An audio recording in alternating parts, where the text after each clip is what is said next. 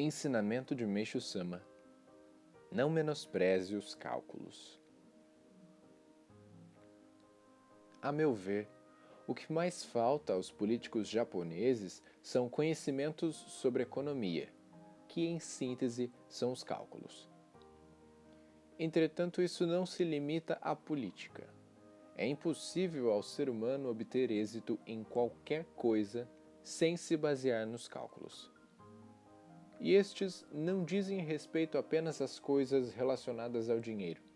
Seja qual for a questão, sem os cálculos, não será possível saber claramente as possibilidades de lucros e prejuízos, avaliar as vantagens e desvantagens. Está mais do que claro que o princípio da democracia é expressar a vontade da maioria do povo. Como depende de votações, não há outra forma de indicar a quantidade de votos a não ser por meio dos cálculos. Não há qualquer probabilidade de sucesso ou progresso se ocorrerem descuidos no cálculo. O melhor exemplo do que dizemos é a última Grande Guerra. Talvez haja várias causas para a derrota do Japão, mas a maior delas foi não ter analisado os prós e os contras. Com base nessa análise, os japoneses nem deveriam ter começado a guerra. Mas ainda que por um erro, uma vez iniciada, deveriam tê-la encerrado o mais rápido possível. Deixando escapar essa oportunidade, à medida que a guerra avançava, menos lucrativa esta se apresentava. Isso fica evidente se relembrarmos aquela época. Os cálculos não são algo exclusivo da época atual. Existem desde os tempos antigos. Um dos principais motivos pelos quais o senhor feudal Minamoto no Yoritomo, 1147 a 1199, conseguiu reinar o Japão foi a riqueza que ele acumulou, nomeando Kanabori Kichiji um extraordinário e hábil perito em descobrir minas de ouro. O mesmo se deu com o general Toyotomi Hideyoshi, 1536 a 1598, que conseguiu extrair uma quantidade colossal de ouro na mina de Sado. Quando Hideyoshi construiu o palácio de Urakudai, convidou vários senhores feudais para uma festa e deu-lhes de presente pepitas de ouro e prata, as quais estavam dispostas em grande quantidade nos dois lados do corredor. Este possuía um percurso bastante longo, indo desde o portão até o hall de entrada. O anfitrião disse que cada um poderia levar a quantidade que conseguisse carregar. Essa história nos faz compreender que ele realmente mantinha em seu poder uma grande quantidade de ouro e prata. Também era o caso de Ieyasu Tokugawa. Nota: Ieyasu Tokugawa, 1543 a 1616. Fundador e primeiro shogun do shogunato Tokugawa, que durou de 1600 a 1868. Fim da nota. O fato de que a dinastia Tokugawa conseguiu manter-se no poder durante 300 longos anos foi graças à mina de ouro de Sado. Temos outra história famosa. Com a intenção de procurar ouro por todos os cantos do país, Ieyasu contratou o Okubo Nagayasu, 1545 a 1613. Célebre descobridor de jazidas minerais que encontrou a mina de ouro de Izu Ohito. Com o passar do tempo, entretanto, o ouro da mina de Sado foi tornando-se escasso. No final da época do governo feudal no Japão, a queda drástica da produção provocou uma crise econômica na qual até mesmo o pagamento dos súditos frequentemente deixava de ser efetuado. É indiscutível que as consequências provocadas pelas dificuldades financeiras causaram a ruína do regime feudal.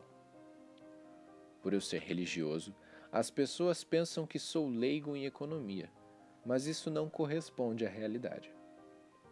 Pelo fato de eu já ter sido empresário, estou seguro de que ninguém me passa para trás em matéria de cálculos.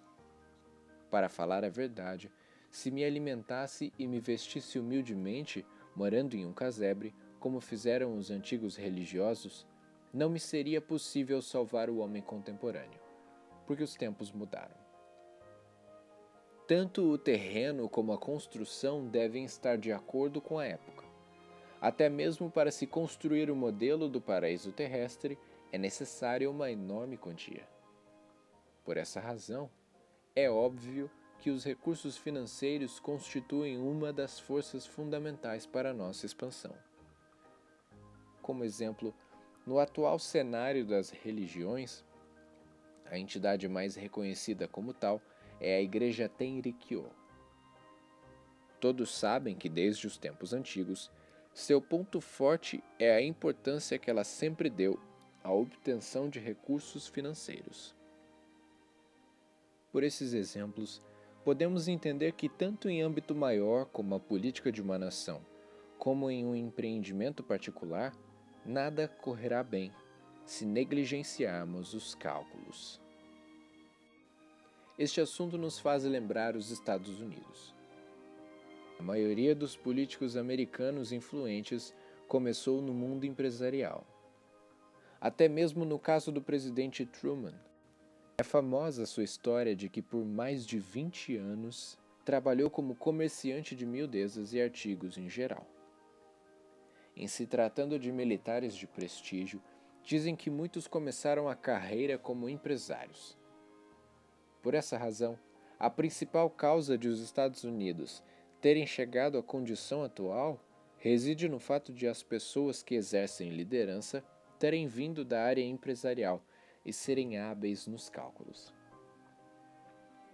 Em contrapartida, observando os líderes do Japão, estes, em sua maioria, se tornaram funcionários do governo logo após terem concluído os estudos universitários, e devido ao longo tempo de carreira pública, subiram rapidamente de posição.